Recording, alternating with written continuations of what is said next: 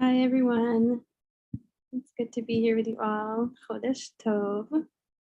Misha Nichnas Adar Marbim B'Simcha. We're finally here in the actual Adar. The anticipation we've been holding all month and even before that is finally can spring forth in all its excitement.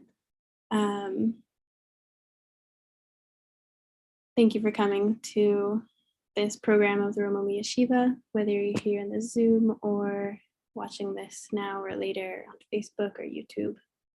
It's good to commune together, take this moment in the middle of the day. Today, at the end of the week, so close to Shabbat, to just settle into the current moment.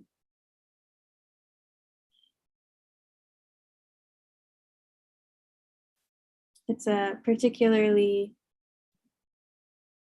challenging maybe, or just maybe curiosity-inducing facet of practice for me to find a sense of steadiness and groundedness even in heightened states of excitement or delight or silliness even.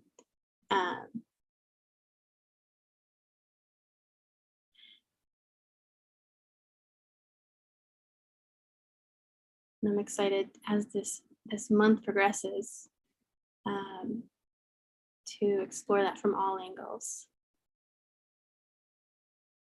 Today I want to go somewhere in particular, just the beginnings of a thought, of a feeling. One angle on what Adar and what the upcoming holiday of Purim can do for us in our practice, and how it's contrasted by what goes on in this week's Parsha, Pekudei, the closing of the book of Shemot, where we get detailed description of the vestments of the priests, of the high priest, the Kohen Gadol, the breastplate with all its jewels and the little tinkling bells. It's very, very ornate, very decadent, very beautiful. A very stark determinant of role and of identity for the Kohen Gadol. A uniform, a costume, if you will, one that is imbued with holiness, that connects to the essence of the position that the Kohen Gadol is in with respect to the people. And I'm just enjoying thinking of that costume he dons in this holy servitude versus the costumes we put on in kind of irreverent revelry in just a couple weeks' time. And Purim is situated very much in a state of exile, in the post-destruction of the temple world, the diffusion of national identity and communal, centralization. And it's almost like we're being given an opportunity to celebrate that, to find the reverence, the holiness in losing that, the royal vestitude of the priestly caste. We're encouraged, we're encouraged to flip everything on its head, to mix up, the blessed Mordechai and the cursed Haman, to no longer be able to tell the difference, to maybe even lose a sense of the distinction between self and other in these role reversals and obfuscations and masks we wear. And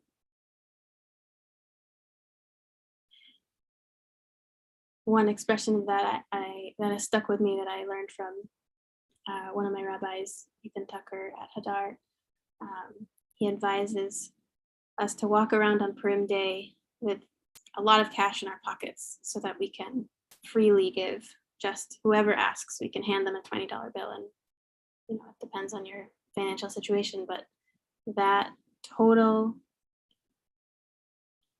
willingness to give, to part with what's mine, to take the riches of that breastplate and just hand them out. That dissipation of a sense of close guarded selfhood versus the other is very beautiful to me. It feels very much in the spirit of this wild month of uncertainty and chaos and joy. So where does that leave us with our sit today? That will start in just a moment.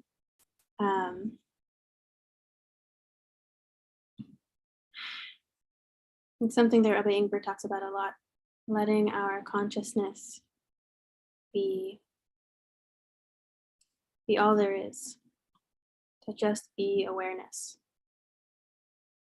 to no longer, to slowly let go of this body as our body, as me, as I, and realize as we come into our posture for today's sit, that our awareness of the borders of our physical body blend right into our awareness of the space we inhabit. And that we're in constant microscopic, macroscopic relationship and interchange and flow with all beings, all being. So I'll ring the bell for us, and in a few more minutes, invite us to keep this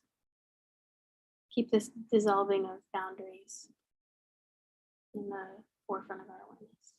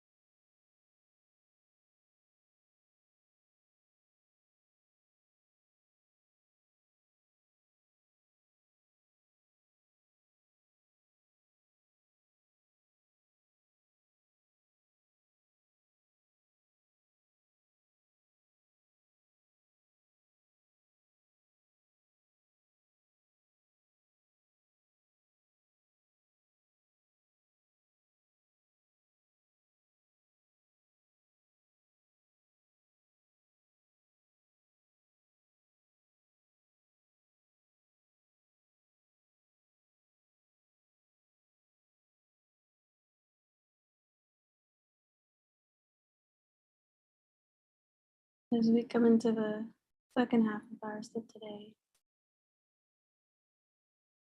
I want to invite you to either keep working with your anchor, whether it's your breath or physical sensation.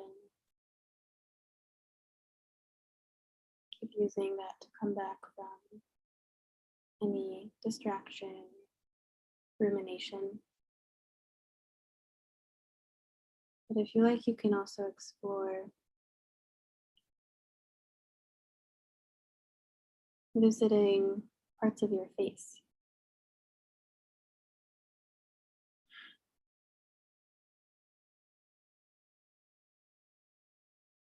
Starting with your forehead.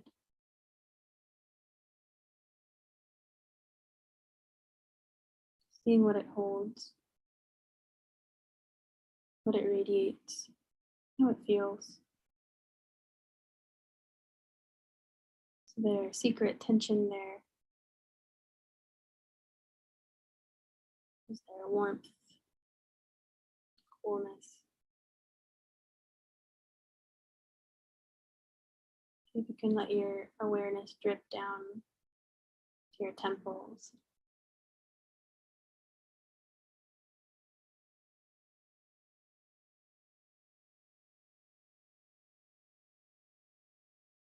Be curious about what,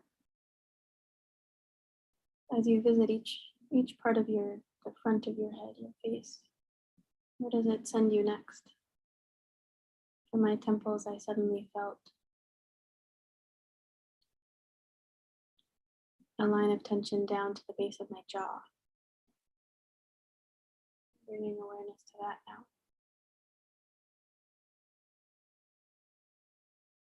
And then up into my teeth.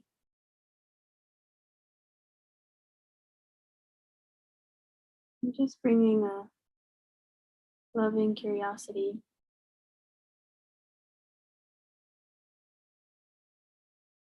even to the saliva in my mouth, the hairs on my nose.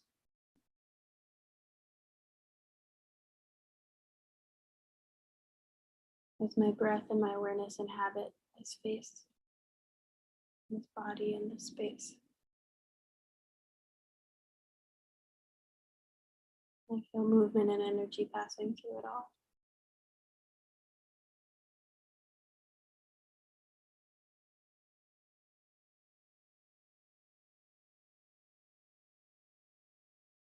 I'm thinking of that jewel encrusted, defining breastplate, full of identity markers and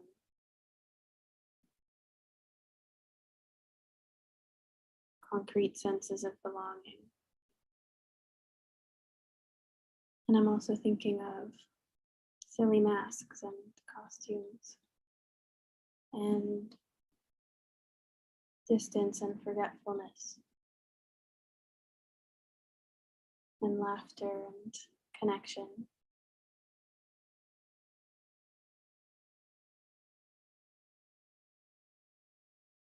And all the faces, genuine or disguised or put on or just allowed to be as they are. All the faces we meet the world with.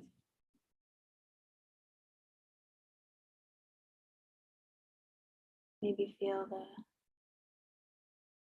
tiny muscular contractions as they come and go around your eyes.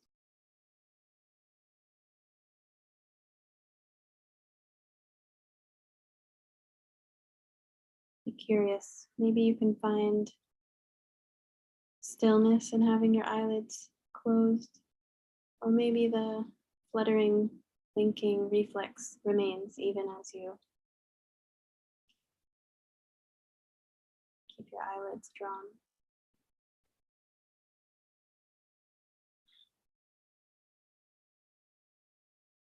Now let us return to silence for the last 3 or so minutes.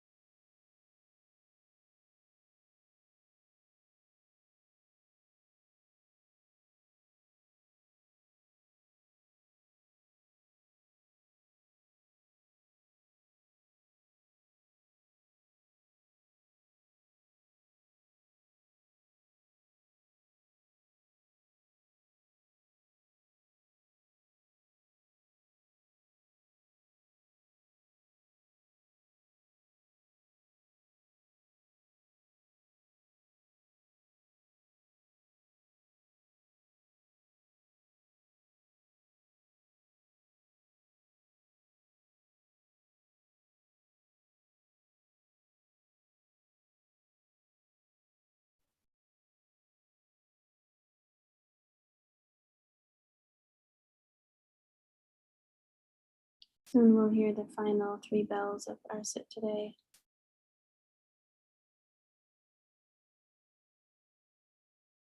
Maybe see what it would feel like to bring just the tiniest of smiles to the corners of your mouth. Maybe a much bigger smile. Feel what it might be to smile from within as we embrace the joy and chaos of the upcoming month, which, is a stand-in for the whole year, every month, all the time. Thank you.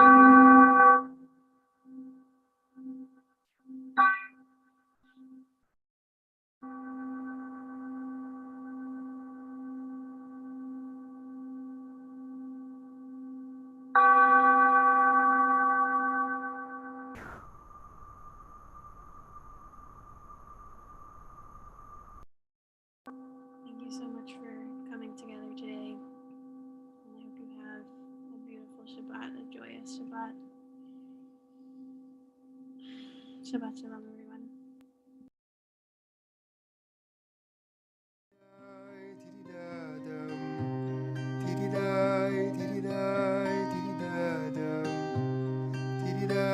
Diddy da da, diddy da da.